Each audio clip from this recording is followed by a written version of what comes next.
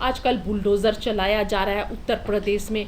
तो मेरा एक सवाल है कि ये बुलडोज़र सिर्फ ऐसे लोगों पर ही क्यों चलाया जाता है जो सरकार के नीतियों के खिलाफ है, जो सरकार का विरोध करता है। अजय मिश्रा टेनी के घर पर कब बुलडोज़र चलाया जाएगा, आशीष मिश्रा टेनी के घर पर कब बुलडोज़र चलाया जाएगा, और नुपुर शर्मा और नवीन कुमार जिंदल जिनके स्टेटमेंट के वजह से आज देश में ऐसे हालात बन गए।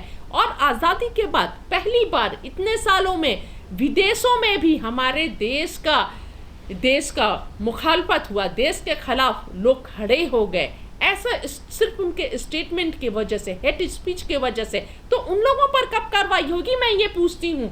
नुपुर शर्मा पे कब कार्रवाई होगी, उनके घर पर कब बुलडोज़र चलाया जाएगा, उन पर कब NSA लगाया जाएगा, और उन पे कब UAPA लगाया जाएगा। नहीं, मैं बिल्कुल हिंसा के खिलाफ हूँ, पत्थरबाजी के खिलाफ हूँ, लेकिन पुलिस को भी जब कोई प्रदर्शन कर रहा है शांतिपूर्वक तो उस पर आप आंसू गैस छोड़ दीजिए, वाटर कैनन, या बहुत सारे तरीके हैं रोकने का। DC के तरफ से ऑर्डर आ जाए कि नहीं करना, SP के तरफ से पहले ही ऑर्डर आ जाए, इसको रोका जा सकता था। लेकिन जब प्रदर्शन पर लाठियां बरसाना, गोलियां चलाना और जान चले जाना, और जब एक भीड़ हो जाती है ना, तो भीड़ किसी के कंट्रोल में नहीं होता है, भीड़ किसी के कंट्रोल में नहीं रहता है, भीड़ को कोई रोक नहीं सकता है। और जब लाशें गिर गई, लोग मर गए, तो फिर वो लोग आक्रोशित हो जाते हैं। मैं बिल्कुल मना करती हूँ, पत्थरबाजी नहीं करनी चाहिए, क्योंकि आप एक पत्थर चलाते हैं और उसके बदले में क्या होता है, हजारों बेकसूर लोगों पर कार्रवाई करने का एक मौका मिल जाता है, और कितने लोगों का घर गिरा दिया जाता है, तबाह कर दिया जाता है। एक आशियाना बनाने में वर्षों लग जाते हैं, सारी जिंदगी की कमाई लग जाती है, और गिराने में कुछ वक्त लगते हैं, कुछ घंटे लगते हैं।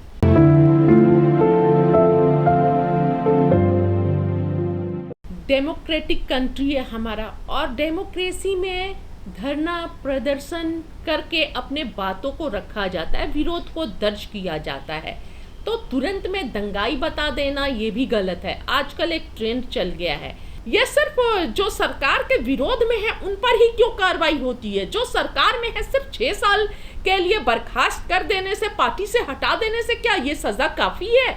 जो देश और विदेश, देश से लेकर विदेश तक नुपुर शर्मा जी ने देश का सर झुका दिया अपने स्टेटमेंट के वजह से, तो क्या सिर्फ 6 साल के लिए बर्खास्त कर देने से हो गया पूरी सजा हो जाती है? एक तरफ उन्हें सेफ्टी और सिक्योरिटी दी जाती है, और दूसरे तरफ एक तरफ सेफ्टी और सिक्योरिटी दी जाती है, और दूसरे तरफ जो लोग उन पर सजा के लिए मांग कर रहे हैं उनके घरों पर बुलडोजर चलाया जा रहा है, उन्हें दंगाई बोला जा रहा है, जो इंसाफ मांग रहे हैं। तो वजह क्या है? आज जो भी ये सब हुआ है इसकी वजह सिर्फ नुपुर शर्मा और नवीन जिंदल है।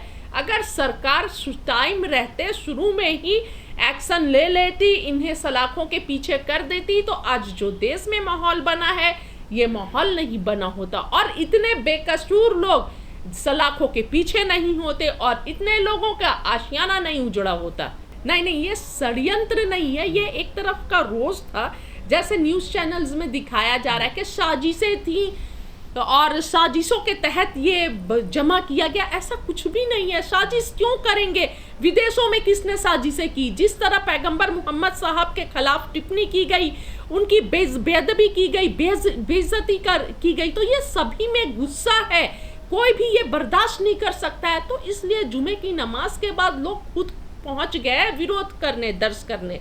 लेकिन हमें समझना चाहिए कि अब स्थिति विपरीत चल रही है, और सत्ता में बैठे लोग छोटा सा मौका खोज रहे हैं कि किस तरह कार्रवाई की जाए। बस तो मौका एक मिला नहीं और बुलडोजर चलना शुरू हो गया। मैं वही बोल रही हूँ कि अगर इंसाफ, इतना ही इंसाफ है, इंसाफ का तराजू और पलड़ा बराबर है सभी के लिए, और इतना ही ज़्यादा इंसाफ है, तो अजय मिश्रा टेनी के घर पर लाख विरोध के बावजूद पूरा किसान समुदाय तबका, वो किसान अन्नदाता जो देश को पाल रहा है, जो देश को खिला रहा है, उसके ऊपर थार गाड़ी से चढ़ाई गई। इससे बड़ा जघन्य अपराध कुछ नहीं हो सकता है। तो ऐसे अपराधियों के घर पर बुलडोजर क्यों नहीं चला? अगर इतना ही इंसाफ है, शहंशाह वक्त है और आपको अपने इंसाफ पर इतना ही भरोसा है, तो ये सिर्फ कुछ लोगों पर जो सरकार के विपरीत बात करते हैं, जो सरकार के नीतियों के विरोध में खड़े होते हैं, उन पर ही बुलडोजर क्यों चलाया जाता है? बिल्कुल जानकर कार्रवाई की जा रही है। बिल्कुल, अगर सही में कार्रवाई की जाती सभी पर तो एक बराबर कार्रवाई होती। अब अजय मिश्रा टेनी को अब तक बर्खास्त रहते, आशीष मिश्रा टेनी के घर पर बुलडोजर चलता और उसी कुलदीप सेंगर जैसे लोगों को छोड़ दिया जाता है ना, वैसे अपराधी को छोड़ दिया जाता है। उनके घरों पर कब बुलडोजर चलेगा? देखिए, जब भीड़ बहुत ज्यादा है तो उसमें क्या पता कि किसके लोग हैं, वो नमाजी ही हैं या नमाजियों के साथ कुछ और लोग भी असामाजिक तत्वों को भी घुसा दिया जा रहा है कि 2-4 लोग ऐसे आप अंदर आ जाइए और चला दीजिए पुलिस पर पत्थर, और पुलिस को कार्रवाई करने के लिए एक बहाना मिल जाए। ये कौन जानता है? जब भीड़ जमा हो रही है नमाज पढ़ने के लिए तो उसमें सब नमाजी ही आए थे, ये कौन जानता है? ये पहले भी जब दिल्ली में जामिया में जो भी हुआ था एनआरसी सीए के समय, तो हमने देखा था किस तरह पुलिस के भेष में दूसरे लोग भी घुसकर स्टूडेंट्स को मार रहे थे, है ना, जिनके पास आईडी कार्ड्स नहीं थे। तो क्या पता कि भीड़ में जहां पर 500 नमाजी बैठे हैं उसमें 5 लोग आरएसएस के नहीं एंटर कर गए, सरकार ने नहीं घुसा दिए अपने लोगों को कि जाइए और पुलिस पर पत्थर चलाइए ताकि पुलिस को कार्रवाई करने की छूट मिल जाए, एक बहाना मिल जाए। देखिए, कोई कनेक्टिविटी नहीं थी, बस एक नमाज के बाद कहीं से भी एक ये हो गया कि नमाज के बाद हम लोग विरोध करेंगे, तो हर जगह वैसे ही माहौल बन गया।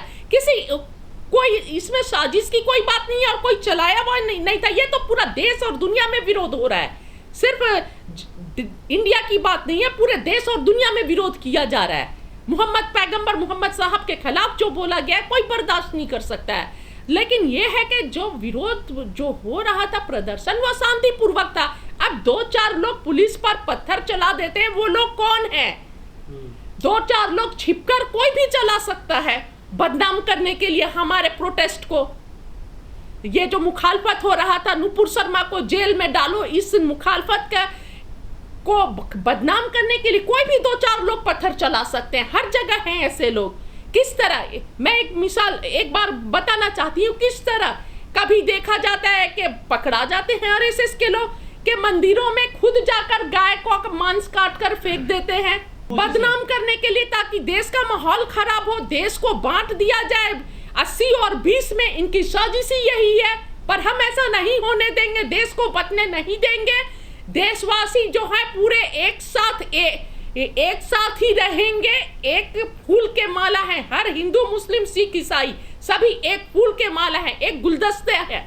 इसमें कुछ लोग मनुवादी जो लोग विचारधारा के हैं, ब्राह्मणवाद विचारधारा के लोग देश को बांटना चाह रहे हैं, देश में नफरत फैलाना चाह रहे हैं, और उनकी जो पॉलिटिकल रोजी रोटी इसी पर डिपेंड करती है। वो 2024 की एक्चुअली तैयारी कर रहे हैं, देश में इस तरह नफरत का माहौल बनाकर। ये नफरत का माहौल लगातार जनवरी से तैयार किया जा रहा है, बैकग्राउंड तैयार किया जा रहा है, भूमिका। पहले हिजाब का मामला आता है, लाउड स्पीकर का मामला आता है, मस्जिद का मामला आता है, नमाज का मामला आता है, अजान का आता है, और अब नुपुर शर्मा का और ये पैगंबर मोहम्मद साहब पर इस तरह की अभद्र टिप्पणी की जाती है। तो लगातार देश को और देश की जो कमियां हैं, जो देश को बेचा जा रहा है, युवा बेरोजगार हैं, महिलाएं सुरक्षित नहीं है, और देश में महंगाई 7वें आसमान पर है, ये सारे मुद्दे से देश को हटाकर जो नेशनल लीडरशिप है, देश की जो सत्ता में बैठे लोग हैं, देश को उलझा देना चाहते हैं, देश की जनता से सवाल छीन लेना चाहते हैं, और ये सारे नौटंकी में फंसा कर रखना चाहते हैं।